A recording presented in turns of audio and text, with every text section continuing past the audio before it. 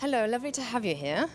I'm going to start on a romantic note because I read that a couple of days ago somebody commented on your Twitter that it's so wonderful that you're still in love with your wife. How did you manage to maintain your relationship for such a long time? I think her friends think she's desperate. I thought it was going to be more romantic than that. You got to work on it. Anything worth having is worth keeping, and you got to work at it. It helps that we're friends, first and foremost. It wasn't just physical. You wrote an autobiography, and what's sort of unusual about it, in a sense, is that it's very, very open. Did you know, sort of before you wrote it, that you would be really open about everything? Or was it a process? I would hate to be caught in a lie with our fans. There's always something going on in our camp.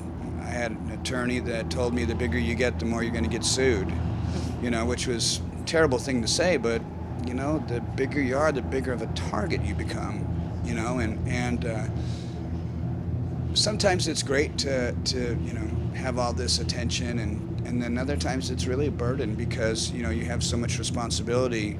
I've got 3 other bandmates that I care deeply about and their families, and a whole crew of guys that you have to think about too. And when I started playing guitar when I was 13, in no way did I think about having 100 mouths that I'm responsible for on a tour, Yes, it is a great pressure and a great responsibility, definitely.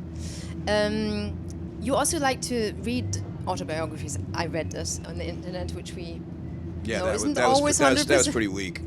And like history, you're also very interested in history. What's the sort of last books that you've been reading? Actually, I'm reading again The Art of War by Sun Tzu. Mm-hmm. I like to refresh myself with that. But, I also like reading a lot of books on governance because a band is very much like a government. If you lead from the top, then everybody has an example. And, it's hard to be the leader. Sometimes, you have to go without. I can't even tell you how many times there's been times where we've been in a situation and we've had to do something that was extremely uncomfortable, but it was the right thing to do. But that's something that you promote a lot anyway, that you sort of say, I don't always do what's popular, but that's what I choose to do, Right. It's not always, but it's the truthful sort of decision that I make, and not everybody's going to like it. I'm true to myself. At the end of my life, I'm going to be able to stand in front of my creator and say that I did the best I could. I'd be divorced right now if it wasn't for David Ellison challenging me and saying, have you been the best husband you could possibly be? Because, like I said, we were separated.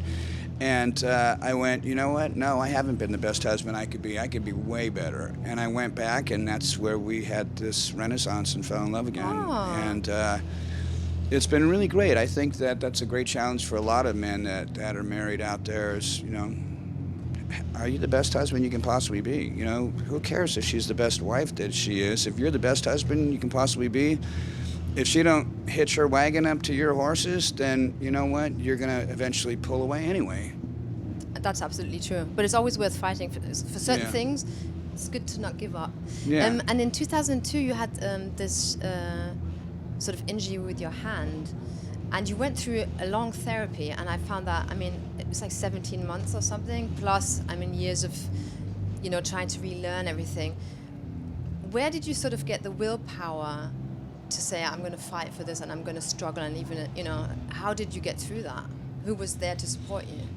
The inspiration for that was not wanting to give up, because so many people, they have something that happens to them and they just roll over and die.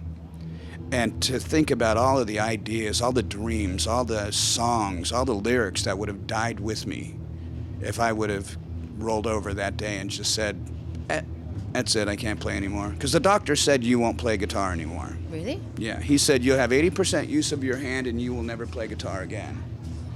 And I said, watch me. And I walked out of his office, and I got on the plane, and I flew from Texas to Arizona, and I went and sought out this radical East Indian neurologist who set me up on that 17-month routine of excruciating pain and nerve stuff, because they stick needles into your arm and blast you with this pulse, and your whole body jumps, and you're getting electrocuted. So thank God it wasn't my brain, but my arm got shock therapy.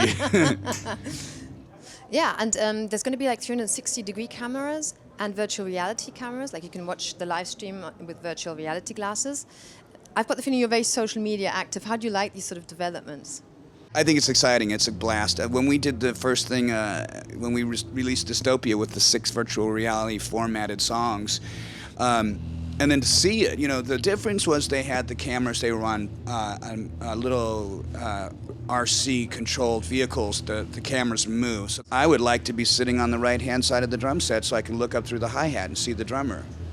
I'd like to be over on the other side where the bass player is at when David Ellison's licking his lips and going. Good impersonation. Yeah, well, I know him. You know him a little bit. Yeah. One last thing, you're going on tour with the Scorpions. Do you want to say a few? The Scorpions? Kidding. Don't do that. Kidding, You're I'm giving kidding. me a heart attack. Do you want to say a few words about that? I think it's great. The Shankers have always been really very influential family for me musically. When I heard UFO, and listening to Michael as a prodigy, and then discovering the Scorpions, I was pretty much like, look, I like UFO, I like Michael's playing, but the Scorpions for me is way more my alley, because you've got Uli, you've got Rudy, Michael comes and goes, and then they had Matthias, and there's been consistency for so long, and the music is this really beautiful scale that they use on almost all of their songs, that it's just a melody that just, you can always count on melody from Scorps. Now, for me, I've been a fan ever since the very, very, very beginning. So I have my favorite songs. My favorite songs are the ones like Another Piece of Meat and Don't Make No Promises and stuff like that. In fact, I played 2 of those 2 in Panic before I joined Metallica. Ah, nice little anecdote there. Yeah, I'm going to tell Rudy, hey, I'll come up there and play with you. Nice. Well, brilliant. I hope it's a lovely tour. Thank you so much. You got it.